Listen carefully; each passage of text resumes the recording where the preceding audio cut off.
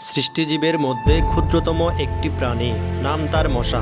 পৃথিবীতে এর থেকে আরও বহুগুণে বড় শক্তিশালী ও হিংস্র জীবজন্তু থাকলেও বাস্তবে এই মশাই বিশ্বের সবচেয়ে বিপজ্জনক প্রাণী। কারণ এর কারণেই মানুষ সবচেয়ে বেশি মারা যায়। আমেরিকান মস্কিউটো কন্ট্রোল অ্যাসোসিয়েশনের পরিসংখ্যান বলছে, প্রতি বছর সারা বিশ্বে গড়ে প্রায় 10 লক্ষ মানুষ মারা যায় মশাবাহিত বিভিন্ন রোগে আক্রান্ত হয়ে। এর মধ্যে শুধু ম্যালেরিয়াতে আক্রান্ত হয়ে মৃত্যুবরণ করে বছরে প্রায় 6 লক্ষ লোক।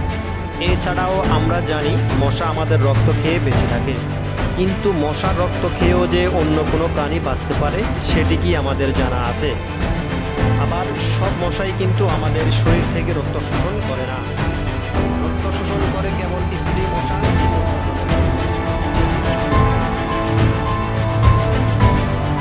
বিজ্ঞানীরা দক্ষিণ পূর্ব এশিয়ার মালয় উপদ্বীপে স্ত্রী মশার চাইতেও ক্ষুদ্র এক ধরনের পরজীবী খুঁজে পেয়েছেন, যারা স্ত্রী মশাকে আক্রমণ করে তাদের রক্ত শুষে নেয়।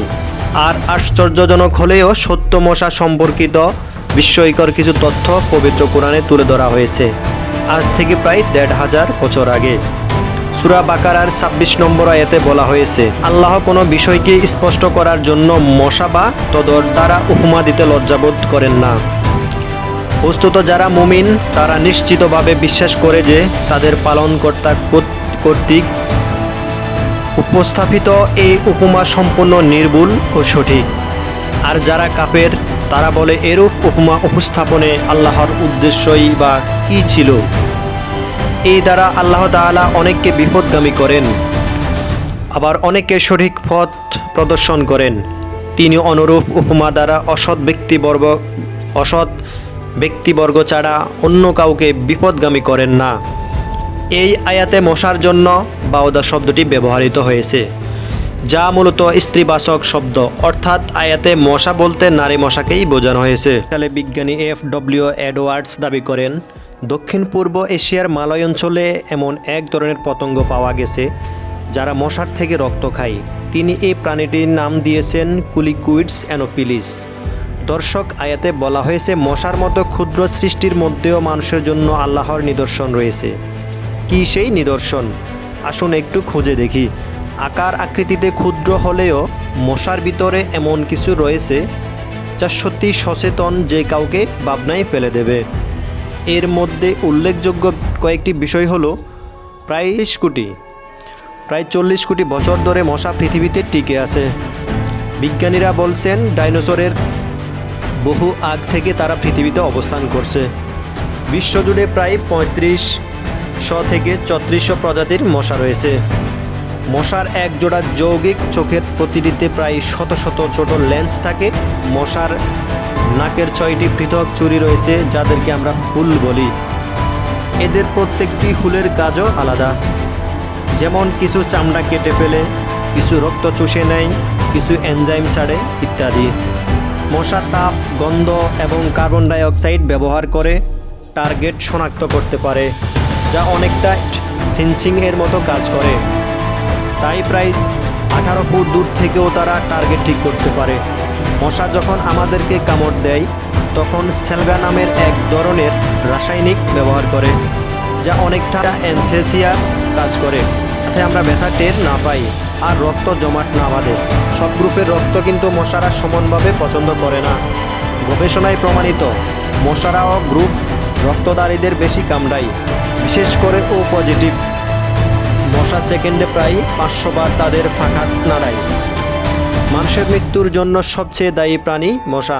মশা সরাসরি কাউকে মেরে না ফেললেও এমন ভয়ঙ্কর রোগ ছড়ায় যেগুলো প্রতি বছর লাখ লাখ মানুষকে মৃত্যুর দিকে ঠেলে দেয়।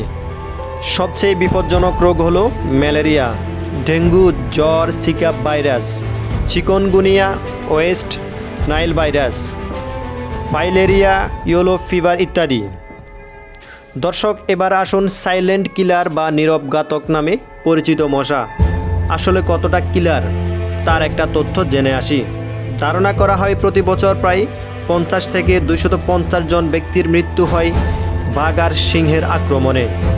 হাতির কারণে মারা যায় প্রতি বছর গড়ে প্রায় 500 জন। কুকুরের কামড়ে মারা যায় প্রায় 25,000 মানুষ। বিষাক্ত সাপের দংশনে মৃত্যুবরণ করেছেন প্রায় 500 মানুষের কারণে, অর্থাৎ যুদ্ধ বা অপরাধের মতো বিভিন্ন হত্যাকাণ্ডের শিকার হয়ে মানুষ মারা যায় প্রায় 4 লক্ষ থেকে 5 লক্ষ।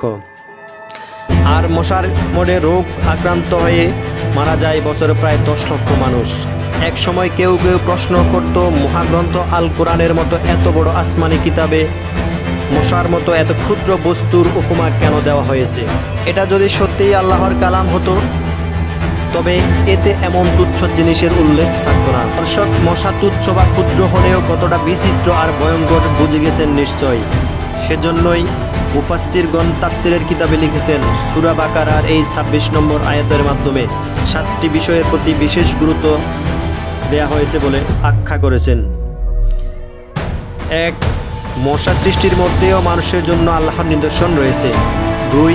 মশার চেয়েও ক্ষুদ্র সৃষ্টি রয়েছে। 3. বিশ্বাসীরাই কোরআনে বর্ণিত সমূহে সত্য ও সঠিক হিসেবে বিশ্বাস স্থাপন করে। 4. অবিশ্বাসীরা কোনো কিছুতেই আল্লাহর নিদর্শন বুঝতে পারে না। 5. এইরকম নিদর্শনও মানুষের জন্য সঠিক পথের দিশা হতে পারে। 6. আবার অনেককে বিপদগামী করতে পারে। 7. অসৎ ব্যক্তিদের আল্লাহ কখনো সঠিক পথে নেন না। ইতিহাস পর্যালোচনা করলে দেখা যায় এই মশার মাধ্যমে মহান আল্লাহ কীভাবে অত্যাচারী শাসক নমরুদ ও তার বাহিনীকে ধ্বংস করে দিয়েছিলেন। বর্তমানেও আমাদের পাপাচারের কারণে হয়তোবা আল্লাহ তাআলা মশার মাধ্যমে আমাদেরকে শাস্তি দিচ্ছেন। ফলে দিন দিন ডেঙ্গুর মতো রোগ মহামারীর আকার ধারণ করেছে। আমাদের উচিত মহান স্রষ্টার দরবারে প্রার্থনা করা, যাতে মশা সহ সকল প্রাণীর অনিষ্ট থেকে আমরা নিরাপদে থাকি। হ্যাঁ দর্শক, আজ এই পর্যন্ত। আসসালামু আলাইকুম।